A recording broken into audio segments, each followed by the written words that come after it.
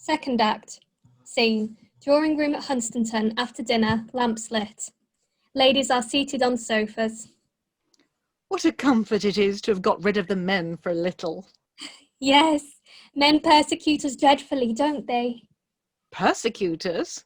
I wish they did. My dear! The annoying thing is that the wretches can be perfectly happy without us. That is why I think it is every woman's duty never to leave them alone for a single moment, except during this short breathing space after dinner, without which I believe we poor women would be absolutely worn to shadows. Enter servants with coffee. Worn to shadows, dear? Yes, Lady Hunstanton. It is such a strain keeping men up to the mark. They are always trying to escape from us. Seems to me that it is we who are always trying to escape from them. Men are so very, very heartless.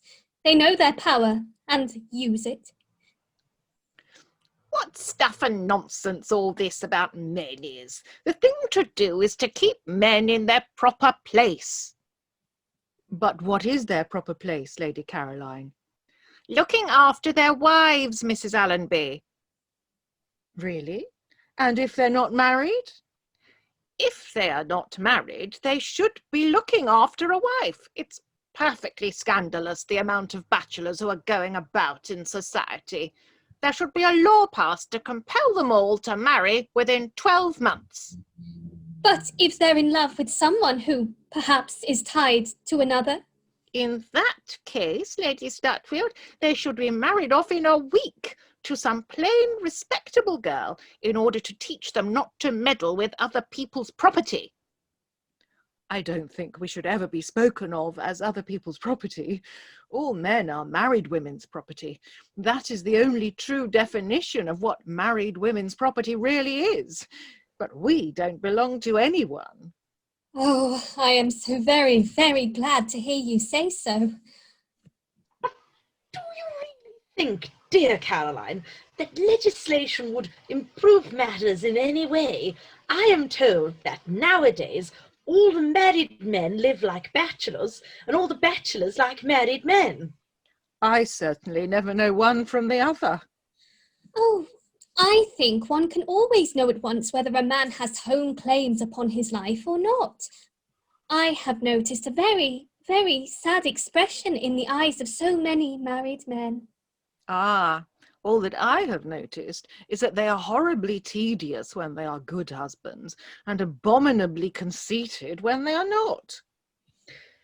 Well, I suppose the type of husbands has completely changed since my young days, but I'm bound to state that poor, dear Hunstanton was the most delightful of creatures, and good as gold.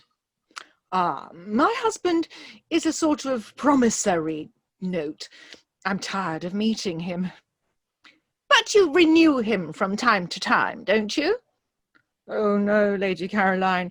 I have only had one husband as yet. I suppose you look on me as quite an amateur.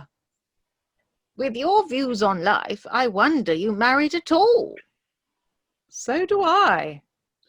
My dear child, I believe you are really very happy in your married life, but that you like to hide your happiness from others. I assure you, I was horribly deceived in earnest. Oh, I hope not, dear. I know his mother quite well. She was a Stratton, Caroline, one of Lord Crowland's daughters. Victoria Stratton? I remember her perfectly. A silly, fair-haired woman with no chin. Ah, Ernest has a chin. He has a very strong chin, a square chin. Ernest's chin is far too square. But do you really think a man's chin can be too square? I think a man should look very, very strong, and that his chin should be quite square. Then you should certainly know Ernest, Lady Stutfield. It is only fair to tell you beforehand he has got no conversation at all. I adore silent men. Oh, Ernest isn't silent. He talks the whole time, but he has got no conversation. What he talks about, I don't know. I haven't listened to him for years. Have you never forgotten him then? Forgiven him then? How sad that seems. But all life is very, very sad, is it not? Life, Lady Stutfield, is simply a mauvais quart d'heure made up of exquisite moments. Yes, there are moments, certainly. But it is something very, very wrong that Mr. Allonby did. Did he become angry with you and say anything that was unkind or true? Oh dear, no. Ernest is invariably calm. That is one of the reasons he always gets on my nerves. Nothing is so aggravating as calmness. There is something positively brutal about the good temper of most modern men. I wonder we women stand it as well as we do.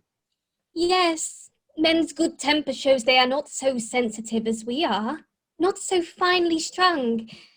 It makes a great barrier often between husband and wife, does it not? But I would so much like to know what the wrong thing Mr. Allonby did. Well, I will tell you if you solemnly promise to tell everybody else. Thank you, thank you. I will make a point of repeating it. When Ernest and I were engaged, he swore to me positively on his knees that he had never loved anyone before in the whole course of his life. I was very young at the time, so I didn't believe him, I needn't tell you. Unfortunately, however, I made no inquiries of any kind till after I had actually been married 4 or 5 months. I found out then that what he had told me was perfectly true. And that sort of thing makes a man so absolutely uninteresting. My dear! Men always want to be a woman's first love. That is their clumsy vanity. We women have a more subtle instinct about things. What we like is to be a man's last romance. I see what you mean. It's very, very beautiful. My dear child, you don't mean to tell me that you won't forgive your husband because he never loved anyone else? Did you ever hear such a thing, Caroline? I am quite surprised. Oh, women have become so highly educated, Jane, that nothing should surprise us nowadays except happy marriages. They are apparently getting remarkably rare. Oh, they're quite out of date. Except amongst the middle classes, I have been told. How like the middle classes. Yes, is it not? Very, very like them. If what you tell us about the middle classes is true, Lady Stutfield, it redounds greatly to their credit. It is much to be regretted that in our rank of life the wife should be so persistently frivolous, under the impression, apparently, that it is the proper thing to be. It is to that I attribute the unhappiness of so many marriages we all know of in society. Do you know, Lady Caroline, I don't think the frivolity of the wife has ever anything to do with it. More marriages are ruined nowadays by the common sense of the husband rather than by anything else. How can a woman be expected to be happy with a man who insists on treating her as if she were a perfectly rational being? My dear. Man, poor, awkward, reliable, necessary man, belongs to a sex that has been rational for millions and millions of years. He can't help himself. It is in his race. The history of woman is very different. We have always been picturesque protests against the mere existence of common sense. We saw its dangers from the first. Yes, the common sense of husbands is certainly most trying. Do tell me your conception of the ideal husband. I think it would be so very, very helpful. The ideal husband. There couldn't be such a thing. The institution is wrong. The ideal man, then, in his relations to us. He would probably be extremely realistic. The ideal man? Oh, the ideal man should talk to us as if we were goddesses and treat us as if we were children. He should refuse all our serious requests and gratify every one of our whims. He should encourage us to have caprices and forbid us to have missions. He should always say much more than he means and always mean much more than he says. But how could he do both, dear? He should never run down other pretty women. That would show he had no taste, or make one suspect that he had too much. No, he should be nice about them all, but say that somehow they don't attract him. Yes, that is always very, very pleasant to hear about other women. If we ask him a question about anything, he should give us an answer all about ourselves. He should invariably praise us for whatever qualities he knows we haven't got, but he should be pitiless, quite pitiless, in reproaching us for the virtues that we had never dreamed of possessing. He should never believe that we know the use of useful things. That would be unforgivable. But he should shower on us everything we don't want. As far as I can see, he is to do nothing but pay bills and compliments. He should persistently compromise us in public and treat us with absolute respect when we are alone. And yet, he should always be ready to have a perfectly terrible scene whenever we want one, and to become miserable, absolutely miserable at a moment's notice, and to overwhelm us with just reproaches in less than 20 minutes, and to be positively violent at the end of half an hour, and to leave us forever at 7:45 when we have to go and dress for dinner. And when, after that, one has seen him for the last time, and he has refused to take back the little things he has given one, and promised never to communicate with one again, or to write one any foolish letters, he should be perfectly broken-hearted, and telegraph to one all day long, and send one little notes every half hour by a private hansom, and dine quite alone at the club, so that everyone should know how unhappy he was. And after a whole dreadful week, during which one has gone about everywhere with one's husband, just to show how absolutely lonely one was, he may be given a third last parting in the evening, and then, if his conduct has been quite irreproachable and one has behaved really badly to him, he should be allowed to admit that he has been entirely in the wrong, and when he has admitted that, it becomes a woman's duty to forgive, and one can do it all over again from the beginning with variations. How clever you are, my dear. You never mean a single word you say. Thank you, thank you. It has been quite entrancing. I must try and remember it all. There are such a number of details that are so very, very important. But you have not told us yet what the reward of the ideal man is to be. His reward? Oh, infinite expectation. That is quite enough for him. But men are so terribly, terribly exacting, are they not?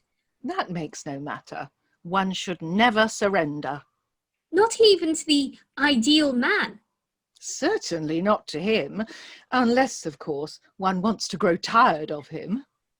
Oh, yes, I see that. It is very, very helpful. Do you think, Mrs. Allonby, I shall ever meet the ideal man? Or are there more than one? There are just 4 in London, Lady Stutfield. Oh, my dear. What has happened? Do tell me. I had completely forgotten that the American young lady has been in the room all the time. I am afraid all of this clever talk must have shocked her a little. Ah, that will do her so much good. Let us hope she didn't understand much. I think I had better go over and talk to her. Well, dear Miss Worsley, how quiet you have been in your nice little corner all this time. I suppose you have been reading a book? There are so many books here in the library. No, I have been listening to the conversation. You mustn't believe everything that was said, you know, dear. I didn't believe any of it. That is quite right, dear. I couldn't believe that any woman could really hold such views of life as I have heard tonight from some of your guests. I hear you have such pleasant society in America, quite like our own in places. My son wrote to me. There are cliques in America as elsewhere, Lady Hunstanton. But true American society consists simply of all the good women and good men we have in our country. What a sensible system, and I dare say quite pleasant too. I am afraid in England we have too many artificial social barriers. We don't see as much as we should of the middle and lower classes. In America, we have no lower classes. Really? What a very strange arrangement. What is that dreadful girl talking about? She is painfully natural, is she not? There are a great many things you haven't got in America, I'm told, Miss Worsley. They say you have no ruins and no curiosities. What nonsense. They have their mothers and their manners. The English aristocracy supply us with our curiosities, Lady Caroline. They are sent over to us every summer, regularly, in the steamers and proposed to us the day after they land. As for ruins, we are trying to build up something that will last longer than brick or stone. She gets up to take her fan from the table. What is that, dear? Ah, yes, an iron exhibition, is it not? At that place that has that curious name. We are trying to build up life, Lady Hunstanton, on a better, truer, purer basis than life rests on here. This sounds strange to you all, no doubt. How could it sound other than strange? You rich people in England, you don't know how you are living. How could you know? You shut out from your society the gentle and the good. You laugh at the simple and pure. Living, as you all do, on others and by them, you sneer at self-sacrifice, and if you throw bread to the poor, it is merely to keep them quiet for a season. With all your pomp and wealth and art, you don't know how to live. You don't even know that. You love the beauty that you see and touch and handle, the beauty that you can destroy, and do destroy, but of the unseen beauty of life, of the unseen beauty of a higher life, you know nothing. You have lost life's secret. Oh, your English society seems to me shallow, selfish, foolish. It has blinded its eyes and stopped its ears. It lies like a leper in purple. It sits like a dead thing smeared with gold. It is all wrong, all wrong. I don't think one should know of these things. It is not very, very nice, is it? My dear Miss Worsley, I thought you liked English society so much. You were such a success in it, and you were so much admired by the best people. I quite forget what Lord Henry Weston said of you, but it was most complimentary, and you know what an authority he is on beauty. Lord Henry Weston. I remember him, Lady Hunstanton. A man with a hideous smile and a hideous past. He is asked everywhere. No dinner party is complete without him. What of those whose ruin is due to him? They are outcasts. They are nameless. If you have met them in the street, you would turn your head away. I don't complain of their punishment. Let all women who have sinned be punished. Mrs. Arbuthnot enters from terrace behind in a cloak with a lace veil over her head. She hears the last words and starts. My dear young lady. It is right that they should be punished, but don't let them be the only ones to suffer. If a man and a woman have sinned, Let them both go forth into the desert to love or loathe each other there. Let them both be branded. Set a mark, if you wish, on each, but don't punish the one and let the other go free. Don't have one law for men and another for women. You are unjust to women in England. Until you count what is in a shame in a woman to be an infamy in a man, you will always be unjust.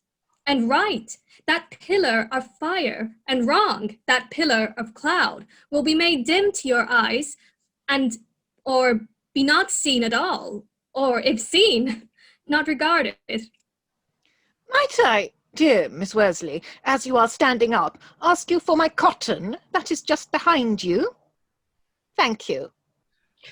My dear Mrs. Arbuthnot, I am so pleased you have come up, but I didn't hear you announced. Oh, I came straight in from... I think that's not me. Oh, you think that's me? I think it is. Oh, right. Oh, I came straight in from the end terrace, Lady Hunstanton. Just as I was. You didn't tell me you had a party. Not a party, only a few guests who are staying in the house and whom you must know. Allow me. She tries to help her and rings the bell.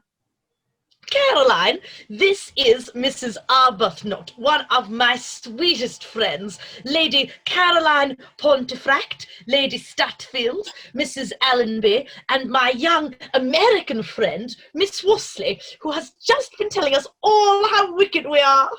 I am afraid you think I spoke too strongly, Lady Hunstanton. But there are some things in England... My dear young lady, there was a great deal of truth, I dare say, in what you just said, and you looked very, very pretty while you said it, which is much more important, Lord Illingworth would tell us. The only point where I thought you were a little hard was about Lady Caroline's brother, about poor Lord Henry. He really is such good company. Enter footman. Take Mrs. Arbuthnot's things. Exit footman with wraps. Lady Caroline, I had no idea it was your brother. I am sorry for the pain I must have caused you. My dear Miss Worsley, the only part of your little speech, if I may so term it, with which I thoroughly agreed was the part about my brother. Nothing that you could possibly say could be too bad for him. I regard Henry as infamous, absolutely infamous. But I am bound to state, as you were remarking, Jane, that he is excellent company, and he has one of the best cooks in London, and after a good dinner one can forgive anybody, even one's own relations. Now, do come, dear, and make friends with Mrs. Arbuthnot. She is one of the good, sweet, simple people you told us we never admitted into society. I am sorry to say Mrs. Arbuthnot comes very rarely to me, but that is not my fault. What a bore it is, the men staying so long after dinner. I expect they are saying the most dreadful things about us. Do you really think so? I was sure of it. How very, very horrid of them. Shall we go on to the terrace? Oh, anything to get away from the dowagers and the dowdies. She rises and goes with Lady Stutfield. We are only going to look at the stars, Lady Hunstanton. You will find a great many, dear, a great many, but don't catch cold. Oh, we shall all miss Gerald so much, dear Mrs. Arbuthnot. But has Lord Illingworth really offered to make Gerald his secretary? Oh, yes, he has been most charming about it. He has the highest possible opinion of your boy. You don't know Lord Illingworth, I believe, dear. I have never met him. You know him by name, no doubt. I'm afraid I don't. I live so much out of the world and see so few people. I remember hearing years ago of an old Lord Illingworth who lived in Yorkshire, I think. Ah, yes, that would be the last Earl but one. He was a very curious man.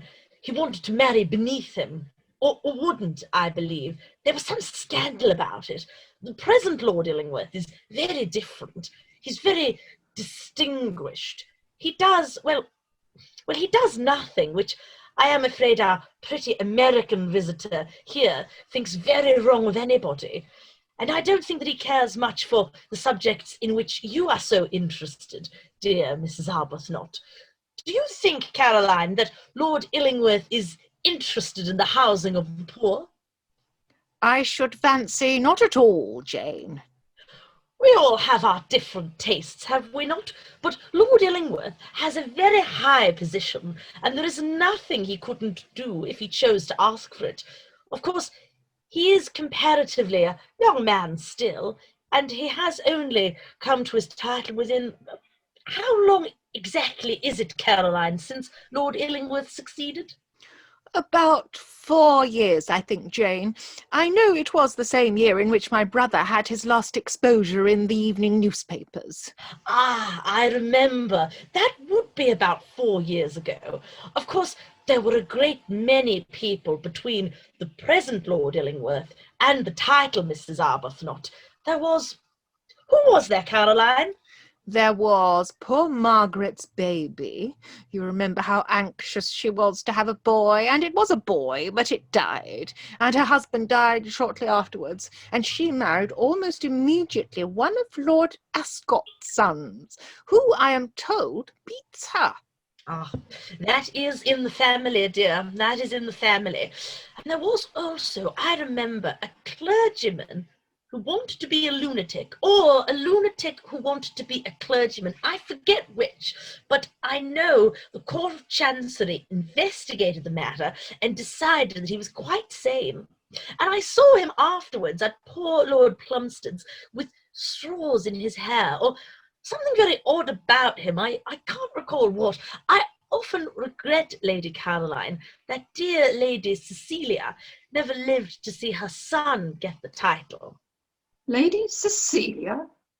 Lord Illingworth's mother, dear Mrs. Arbuthnot, was one of the Duchess of Jerningham's pretty daughters, and she married Sir Thomas Hertford, who wasn't considered a very good match for her at the time, though he was said to be the handsomest man in London. I knew them all quite intimately, and both their sons, Arthur and George. It was the eldest son who succeeded, of course, Lady Hunstanton. No, dear, he was killed in the hunting field, or was it fishing, Caroline? I forget, but George came in for everything. I always tell him that no younger son has had such good luck as he has had. Lady Hunstanton, I want to speak to Gerald at once. Might I see him? Can he be sent for? Certainly, dear. I will send one of the servants into the dining room to fetch him. I don't know what keeps the gentleman so long. She rings the bell. When I knew Lord Illingworth first as plain George Hertford, he was simply a very brilliant young man about town, with not a penny of money except for what poor old dear Lady Cecilia gave him. She was quite devoted to him, chiefly, I fancy, because he was on bad terms with his father. Oh, here is the dear Archdeacon. It doesn't matter. Enter Sir John and Dr. Daubeny. Sir John goes over to Lady Stutfield, Dr. Daubeny to Lady Hunstanton. Lord Illingworth has been most entertaining. I have never enjoyed myself more. He's Mrs. Arbuthnot. Ah, Mrs. Arbuthnot. You see, I have got Miss Arbuthnot to come to me at last. That is a great honour, Lady Hunstanton. Miss Daubeny will be quite jealous of you. Ah, I am so sorry Mrs. Daubeny could not come with you tonight. Headache as usual, I suppose. Yes, Lady Hunstanton, a perfect martyr. But she is happiest alone. She is happiest alone. John! Sir John goes over to his wife. Dr. Daubeny talks to Lady Hunstanton and Mrs. Arbuthnot. Mrs. Arbuthnot watches Lord Illingworth the whole time. He has passed across the room without noticing her and approaches Mrs. Allonby, who is with Lady Stutfield, is standing by the door looking onto the terrace. How is the most charming woman in the world? We are both quite well, thank you, Lord Illingworth. But what a short time you have been in the dining room. It seems as if we had only just left. I was bored to death. Never opened my lips the whole time, absolutely longing to come into you. You should have. The American girl has been giving us a lecture. Really? All Americans lecture, I believe. I suppose it is something in their climate. What did she lecture about? Oh, Puritanism, of course. I am going to convert her, am I not? How long do you give me? A week. A week is more than enough. Enter Gerald and Lord Alfred.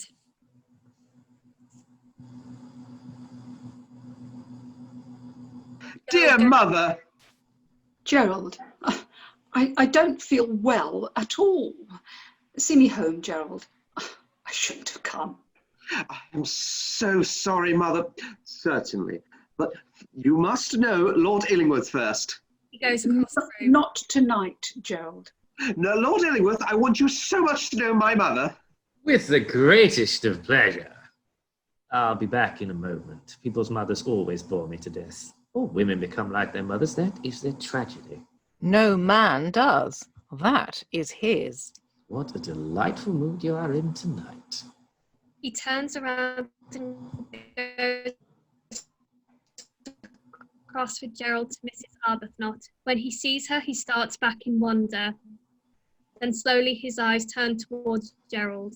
Mother, this is Lord Illingworth, who has offered to take me as his private secretary. It is a wonderful opening for me, isn't it? I hope he won't be disappointed in me, that is all. You'll thank Lord Illingworth, Mother, won't you? Lord Illingworth is very good, I am sure, to interest himself in you for the moment. Oh, Gerald and I are great friends already. Mrs. Arbuthnot? There can be nothing in common between you and my son, Lord Illingworth. Dear mother, how can you say so? Of course Lord Illingworth is awfully clever and that sort of thing. There is nothing Lord Illingworth doesn't know. My dear boy. He knows more about life than anyone I have ever met. I feel an awful duffer when I am with you or Lord Illingworth. Of course, I have had so few advantages. I have not been to Eton or Oxford like the other chaps. But Lord Illingworth doesn't seem to mind that. He has been awfully good to me, Mother. Lord Illingworth may change his mind. He may not really want you as his secretary. Mother! You must remember, as you said yourself, you have had so few advantages. Lord Illingworth, I want to speak to you for a moment. Do come over. Will you excuse me, Mrs. Arbuthnot? Now, don't let your charming mother make any more difficulties, Gerald. The thing is quite settled, isn't it? I hope so. Lord Illingworth goes across to Mrs. Arbuthnot. I thought you were never going... sorry. That's me, sorry. Yes, sorry. I thought you were never going to leave the lady in black velvet. She is excessively handsome. Caroline, shall we all make a move to the music room? Miss Worsley is going to play. You'll come too, dear Mrs. Arbuthnot, won't you? You don't know what a treat is in store for you. I really must take Miss Worsley down some afternoon to the rectory. I should much like dear Mrs. Daubeny to hear her on the violin. Ah, I forgot. Dear Miss Daubeny's hearing is a little defective, is it not? Her deafness is a great privation to her. She can't even hear my sermons now. She reads them at home, but she has many resources in herself. Many resources. She reads a good deal, I suppose. Just the largest print. The eyesight is rapidly going, but she is never morbid. Never morbid. Do speak to my mother, Lord Illingworth, before you go into the music room. She seems to think somehow you don't mean what you said to me. Aren't you coming? In a few moments. Lady Hunstanton, if Mrs. Arbuthnot would allow me, I would like to say a few words to her, and we will join you later on. Of course. You will have a great deal to say to her, and she will have a great deal to thank you for. It is not every son who gets such an offer, Mrs. Arbuthnot. But I know you appreciate that, dear. John? Now, don't keep Mrs. Arbuthnot too long, Lord Illingworth. We can't spare her. Exits following the other guest. Sounds of violin heard from the music room. So that is our son, Rachel. Well, I'm very proud of him. He and Harford, every inch of him. By the way, why Arbuthnot, Rachel? One name is as good as another when one has no right name at all. I suppose so. Why Gerald? After a man whose heart I broke, after my father. Well, Rachel, what is over is over. All I've got to say now is that I'm very, very much pleased with our boy. The world will know him merely as my private secretary, but to me he will be something very near and very dear. It is a curious thing, Rachel. My life seemed to be quite complete. It was not so. It lacked something. It lacked a son. I found my son now. I'm glad I found him. You have no right to claim him, or the smallest part of him. The boy is entirely mine, and shall remain mine. My dear Rachel, you've had him to yourself for over 20 years. Why not let me have him for a little now? He's quite as much mine as yours. Are you talking of the child you abandoned?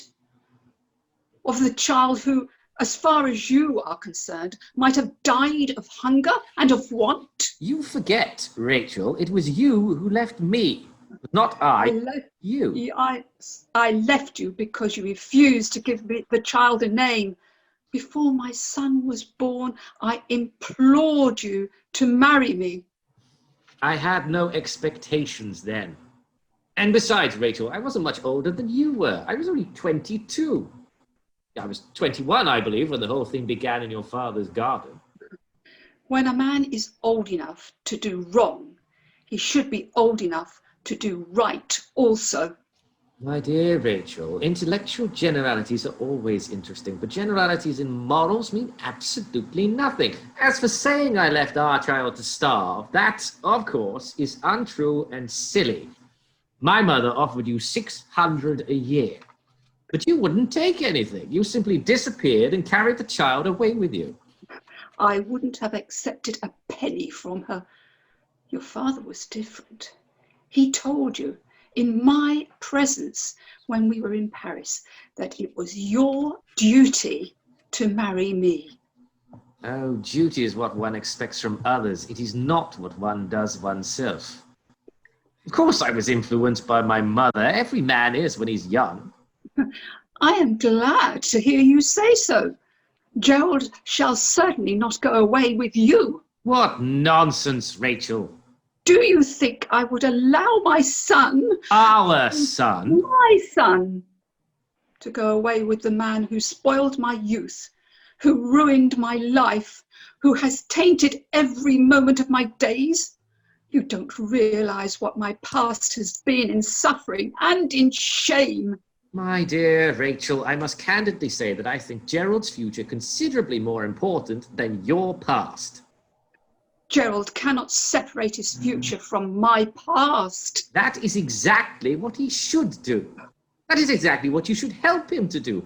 What a typical woman you are. You talk sentimentally and you are thoroughly selfish the whole time. But don't let us have a scene. Rachel, I want you to look at this matter from the common sense point of view, from the point of view of what is best for our son, leaving you and me out of the question. What is our son at present? An underpaid clerk in a small provincial bank in a third-rate English town. If you imagine he is quite happy in such a position, you are mistaken. He's thoroughly discontented. He was not discontented till he met you. You made him so. Of course I made him so. Discontent is the first step in the progress of a man or a nation. But I did not leave him with a mere longing for things he could not get. No, I made him a charming offer. He jumped at it, I need hardly say. Any young man would. And now, simply because it turns out that I am the boy's own father and he my own son, you propose practically to ruin his career. That is to say, if I were a perfect stranger, you would allow Gerald to go away with me, but as he is my own flesh and blood, you won't. How utterly illogical you are. I will not allow him to go. How can you prevent it? What excuse can you give to him for making him decline such an offer as mine? I won't tell him in what relations I stand to him, I need hardly say. But you daren't tell him. You know that. Look how you've brought him up. I have brought him up to be a good man. Quite so. And what is the result? You have educated him to be your judge if he ever finds you out. And a bitter and unjust judge he will be to you. Don't be deceived, Rachel. Children begin by loving their parents. After a time, they judge them. Rarely, if ever, do they forgive them. George, don't take my son away from me. I have had 20 years of sorrow, and I have only had one thing to love me. Only one thing to love. You have had a life of joy and pleasure and success. You have been quite happy. You have never thought of us. There was no reason, according to your view of life, why you should have remembered us at all. Your meeting us here was a mere accident, a horrible accident. Forget it. Don't come now and rob me of all I have in the whole world. You are so rich in other things. Leave me the little vineyard of my life. Leave me the walled garden and the well of water, the ewe lamb God sent me. In pity or in wrath. Oh, leave me that, George. Don't take Gerald from me. Rachel, at the present moment, you are not necessary to Gerald's career. I am. There's nothing more to be said on the subject. I will not let him go. Here is Gerald. He has a right to decide for himself. Enter Gerald. Well, dear mother, I hope you have settled it all with Lord Illingworth. I have not, Gerald. Your mother seems to not like your coming with me for some reason. Why, mother? I thought you were quite happy here with me, Gerald. I didn't know you were so anxious to leave me. Mother, how can you talk like that? Of course, I have been quite happy with you, but a man can't always stay with his mother. No chap does. I want to make myself a position, to do something. I thought you would have been proud to see me Lord Illingworth's secretary. I do not think you would be suitable as a private secretary to Lord Illingworth. You have no qualifications. I don't wish to seem to interfere for a moment, Mrs. Arbuthnot, but as far as your last objection is concerned, I surely am the best judge. And I can only tell you that your son has all the qualifications I had hoped for. He has more, in fact, than I even thought of. Far more. Have you any other reason, Mrs. Arbuthnot, why you don't wish your son to accept this post? Have you, mother? Do answer. If you have, Mrs. Arbuthnot, pray say it. We are quite by ourselves here. Whatever it is, I need not say, I will not repeat it. Mother? If you would like to be alone with your son, I will leave you. You may have some other reason you don't wish me to hear. I have no other reason. Then, my dear boy, we may look on the thing as settled. Come, you and I will smoke a cigarette on the terrace together. And, Mrs. Arbuthnot, pray let me tell you that I think you have acted very, very wisely. Exit with Gerald. Mrs. Arbuthnot is left alone. She stands immobile with a look of unutterable sorrow on her face. End of act.